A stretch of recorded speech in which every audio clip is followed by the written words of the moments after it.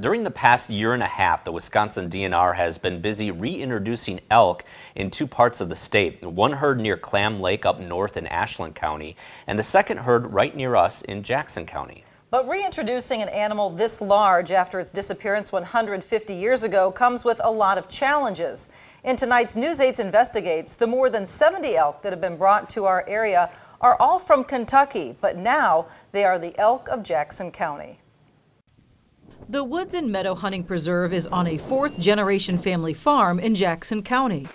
Scott Getska oversees the 900 acres where they grow more than 100 acres of corn, soybean, and wheat, while bringing in sportsmen and women from all over to hunt some 16,000 pheasant every year. But this family farm is now part of the elk management zone. That large green area shows the elk management zone. The red area is the Black River State and Jackson County forest land, where 73 elk have been released since 2015. And the circle shows you the Getska farm, which is now frequented by more than 30 elk. Getska spends about $22,000 every year to plant these crops for his hunting preserve, part of which is now being eaten or destroyed by the elk. And he thinks he knows why he's seeing so many of them. So when the wolf pressure occurred, they moved down to the southeastern part because we don't have wolf packs right in here. And there may be other reasons too. Right now it's hard to say, but they're certainly seeking out the best food possible, the best habitat overall, and potentially trying to get away from people or predators. The elk tracks that are going in there, and you can see how the elk trample down the cover. Where deer go in and eat, or you can see turkey tracks in there, they just strip the kernels off the cobs and the stalks are left standing. What the elk are doing is knocking down all this cover while they're trying to eat. The thousands of pheasants that live on Getska's farm need these crops to survive the winter. And if we lose our winter hunting cover, that's a third of our annual income. And I don't know what to do about it. And that's where the Department of Natural Resources comes in. They already worked with the area cranberry growers to protect their crops with high fences. Yeah, so for the cranberry growers, within the initial release, probably within 3 or 4 weeks of the initial release, we had some elk that were showing up on cranberry marshes. So the Cranberry Growers Association fought for the rights of their growers here, and they got their marshes fenced in at no cost to the growers at all. And that's been my fight is you literally do it for my neighbor, but you won't do it for me. But Getskas don't have a crop that is harvested every year, so his land is not eligible for the same fencing program that cranberry growers used, and it's something he's hoping local legislators can help him with, some who have experienced the elk firsthand. Early last summer, we had a couple of the male elk. They were on our farm in a cornfield, so yes, we have seen them, and they do territorialize over a large area. Representative Vandermeer appreciates the value of Getska's hunting business to the area's economy. So far, Getska has only been awarded $300 in crop damage, but with a $500 deductible, he hasn't received any compensation yet. So what we're seeking to do is try to find an equitable solution for Scott's operation to prevent any further damage. The DNR has even used pyrotechnics to scare the elk off of Getska's property to limit damage, like the time they tipped over his LP tank. And you might be surprised to see just how comfortable some of the elk are getting.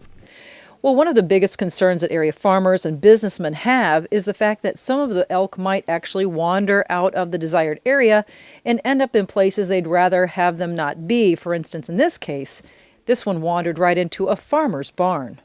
And when they released her, she's not knowing where she is. She traveled down the county road and showed up at Mike's farm here, walked right in with the cattle and the ponies and started eating because she's obviously very hungry. In the case of this calf, it was separated from the group. We do know where its mother is with the larger herd. So we are attempting to relocate that calf back to the main herd, and hopefully they can hook up and kind of move off on their own.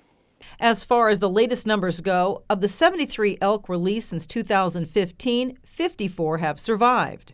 We've lost more animals thus far than we were hoping for. But what we've seen in the last couple months is the population has kind of stabilized. Mortalities have slowed down.